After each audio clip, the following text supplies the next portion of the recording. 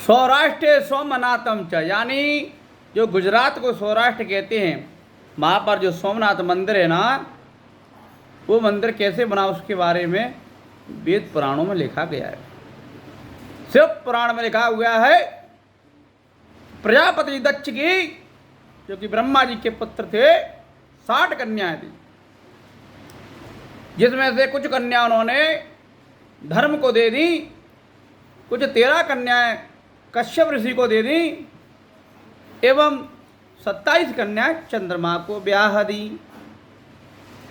तो चंद्रमा को जो 27 कन्याएं ब्याही हैं, वही बाद में चंद्रमा के नक्षत्र बनते हैं। चंद्रमा के जितने भी नक्षत्र हैं वह चंद्रमा जी की पत्नियों के नाम हैं। उसमें से क्या है, चंद्रदेव 27 पत्नियों में से यूं तो रोहिणी थी, उसको बहुत प्रेम करते थे, जो रोहिणी नाम का नक्षत्र, इसलिए चंद्रमा सूर्य में पूर्ण आकृति में होता, पूर्ण कला में होता। तो भैया इससे अन्य जो बेटियां थी वो बड़ी नाराज रहती थी, क्या आपकी पत्नियां 27 हैं लेकिन आप केवल रोहिणी पे ही बहुत ध्यान देती हो, हमका वैसे ही आ गए, तुम इतने क्रूर क्यों हो गए पति देव। जब बार बार कहने पर भी चंद्रदेव ध्यान नहीं देते, तो जब लड़कियां सब मायके गईं तो उन्होंने अपने पिता से यानी प्रजापति दक्ष से इसकी शिकायत कर दी कि पिताजी तुमने एक ही के संग में हमारे 27 को ब्याह कर दो, सब चंद्रदेव हैं वो रोहिणी के पीछे लगे रहते हैं, हमारा तो कछु तो ही पतो ना नहीं, हम क्या करें का, हम का केवल पाए दबावे को कहें का। इस पर दक्ष ने कहा, हम समझाते दामाद को बिटिया, कोई बात नहीं। प्रजापति दक्ष जब चंद्रमदेव लेने के लिए आए, अपनी लड़कियों को मायके से लेने आते ना पत्नियों को, पिन्ने की लाला 27 कन्या है, चंद्रदेव तुम बहुत सुंदर है, दामाद तो ब्याह दो है, चंदा बड़ा अच्छा लगा तो भैया, और तुम हमारे दामाद हो, काय को मोड़ी ने सताए रहे हो, सब मोड़ी ने बराबर करो, लाड़ प्यार करो। 27 ही ब्याही हैं हमने, जो तो अदना के लिए रोड़ी ब्याही है। लेकिन चंद्रदेव ने उनकी बात को अनसुनी कर दी, अनसुनी कर दी। क्या हुआ फिर, चंद्रदेव चले गए सब मोड़ी माड़ी ने लेके। लेकिन चंद्रदेव कुछ दिन तक तो सही रहे, लेकिन फिर केवल रोड़ी को ही ज़्यादा ध्यान दिया। इस पर अन्य पत्नियाँ बहुत दुखी हुई, फिर उन्होंने अपने पिता से फिर शिकायत की। तो एक बार जब प्रजापति दक्ष ने कही कि अरे चंद्रदेव तू बार बार समझाने पर नहीं मानता, मेरी लड़कियों को क्यों खून क्या सुरला रहा है, मेरी बेटियां, मेरी लड़कियां, मेरी बेटियां दुखी हैं। चंद्रदेव तुमको अपना रूप अभिमान का, इतनी चमक का बहुत घमंड है, मैं गुस्से में तुम्हें श्राप दे दूंगा, ऐसा दक्ष कहने लगे। चंद्रदेव ने जब कोई ज़्यादा बात हुई थोड़ी बहुत, तो प्रजापति दक्ष ने चंद्रदेव को श्राप दे दिया, जाओ चंद्रदेव, जिस चमक पर, जिसको चेहरे पे, जिस पे आपको अपने प्रकाश पर जितना ईमान है वो तेज क्षीण हो जाए। प्रजापति दक्ष के श्राप को सुन के ही चंद्रदेव भौचक के हो जी क्या, और जाओ तुमको क्षय रोग हो, या क्षय रोग यानी कुष्ठ रोग कहते दूसरे दाग भैया। गुस्से में चंद्रदेव को श्राप दे दिया। भगवान की लीला, ये तो लगना होता है, तो लगना होता है। सोमनाथ मंदिर की स्थापना होनी थी,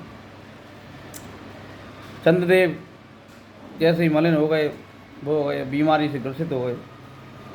फिर उन अन्य देवताओं से सलाह मांगी, भगवान क्या की जाए, क्या की जाए। अन्य देवताओं ने भी कही कि भैया चंद्रदेव परेशान हो गए, ब्रह्मा जी के पास सलाह देने गए, आपके बेटे दक्ष ने श्राप दे दिया है। ब्रह्मा जी ने कही श्राप तो दे दिए, कोई बात नहीं, प्रभु महादेव की लीला है, जो कुछ होना है वो घटित हो गया, अब आगे क्या होगा उस पर विचार करो। जाओ तुम महादेव की शरण में जाओ, उनके श्राप को और किसी को काटने की दम नहीं। ठीक है भैया। तो चंद्रदेव गए महादेव के यहाँ, तो महादेव ने कही कि डटो लाला, मैं उनके श्राप को पूरी तरह नष्ट नहीं करूँगा, तो लेकिन तुम्हें ये दिव्य मंत्र देता हूँ, उसका आप जाप करो, कल्याण होगा। तो चंद्रदेव ने कही दिव्य मंत्र की कुछ संख्या थी लाखों करोड़ों में, वो जाप करने के लिए दिए कि इतने जाप कर लो आप तो संपूर्ण रोगों से मुक्ति मिल जाएगी। चंद्रदेव गए फिर सौराष्ट्र यानी गुजरात में, वहाँ जहाँ चंद्रदेव का मंदिर बनाया सोमनाथ मंदिर, चंद्रदेव द्वारा स्थापित जब भोले बाबा का मंदिर बनाया सोमनाथ महादेव मंदिर, वहाँ गए। समुद्र के किनारे वहीं चंद्रदेव ने बालू मिट्टी इकट्ठी करी, प्राण प्रतिष्ठा करी।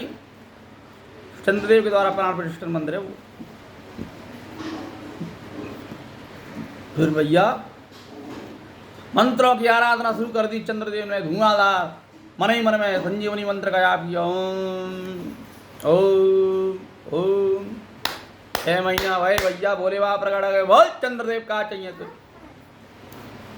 चंद्रदेव ने की महाराज भोले बाबा जय हो गंगाधर, तुम आए तो गए, ससुन नहीं शराब दे दो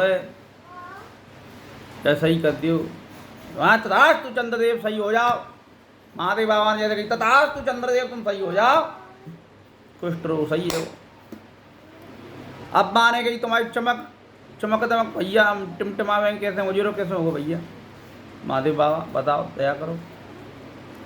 तो उनने कही एक काम करो, पूरा श्राप तो देंगे नहीं, एक समय में तुम रहोगे कैसे, 15 दिन तुम चमकदार रहोगे, पूर्ण अंश को प्राप्त हो जाओगे, 15 दिन तुम्हारी चमक कम होती जाएगी, यानी एक पक्ष बन जाएगा शुक्ल पक्ष और एक पक्ष बनेगा कृष्ण पक्ष। कृष्ण पक्ष में तुम्हारी जो है ना लाइट थोड़ी कम कम जलेगी, शुक्ल पक्ष आएगा जैसे तुम्हारी लाइट धीरे धीरे खूब जलेगी, और जैसे पूर्णिमा आया करेगी तुम भक्काटे पे जलेगे, पूरे चंद्रमा बने के जगत को जारा दोगे। मन मस्तिष्क ले से लोगों का जो मस्तिष्क रहता है ना शुक्ल पक्ष में बढ़िया चलेगा, टेंशन बढ़िया, हाथ ठंडक में बढ़िया, पानी से नहा के भगवान की पूजा करो। कृष्ण पक्ष आएगा जैसे ही मनुष्य के मन में नेगेटिविटी जगाओगे तुम, क्योंकि मनुष्य के जब पाप हावी होते हैं ना, जो भी मनुष्य डिप्रेशन में रहता है, अकाल मृत्युआं होती हैं, जितने कोई फांसी वांसी लगाते हैं, ज़्यादातर वो कृष्ण पक्ष में ही होती हैं। शुक्ल पक्ष में नई नई बुद्धि ज्ञान आते हैं, मशीन भवन मोटरसाइकिल मनुष्य खरीदता है। तो क्या चंद्रदेव हैं, उन्हीं के प्रकाश को देखो ज्वार भाटा भी आते जाती हैं, ज्वार भाटा यानी समुद्र का जल भी इधर उधर होता है, ऐसे ही मनुष्य के अंदर भी 70-80% पानी है। तो चंद्रदेव मस्तिष्क को प्रभावित करते हैं, ज्योतिष का प्रूफ है। तो भैया आज सोमनाथ मंदिर की स्थापना की आपको हमने सूक्ष्म कथा सुना दी, एवं शुक्ल पक्ष कैसे बने, कृष्ण पक्ष कैसे बने, कैसे नक्षत्र होता है, संपूर्ण जानकारी इस वीडियो में हो गई। यह वीडियो आप शेयर करने से पुण्य अर्जित करोगे, कैसे, क्योंकि महादेव के सोमनाथ मंदिर का नाम लेगा, पुण्य हो जाएगा, चंद्रदेव का, उनके नक्षत्रों का, प्रजापति दक्ष का, ईश्वर का नाम है। तो भैया वीडियो बहुत ही आपकी जानकारी के लिए बनाइए भैया। तो मेरे प्यारे भाइयों बहनों माताओं, ये वीडियो कम से कम 5 लोगों को शेयर करना, तो पंचवटी धाम के दर्शन होंगे। जय बोले शंकर हर हर महादेव, कमेंट में लिख देना।